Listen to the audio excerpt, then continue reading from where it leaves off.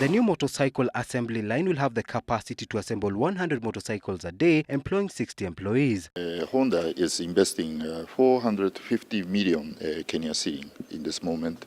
And actually, we are on the course of preparations. We are considering about the first annual base, 10,000 to 12,000. Well, Kenya is looking to move into a phase of manufacturing and local assembly of various products. But even as we look to enter into this phase, there are a few things that we need to develop locally that can go into the production of such motorcycles.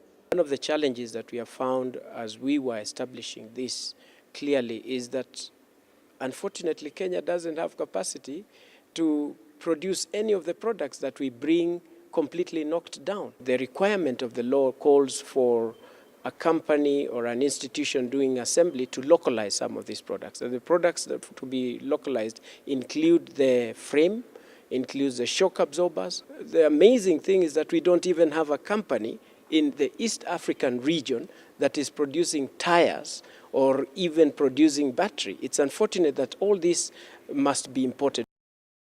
It is also not lost on the company that motorcycles are racking up a bad name due to the increasing number of motorcycle-related accidents. Even the people who buy motorcycles, there is a minimum driver training at the places and the points that they buy the motorcycles from. We are not just going to give anybody who walks in a motorcycle because they have just paid. No. The plant is set to be officially launched in October this year. Henry Gadaiga, Citizen Business.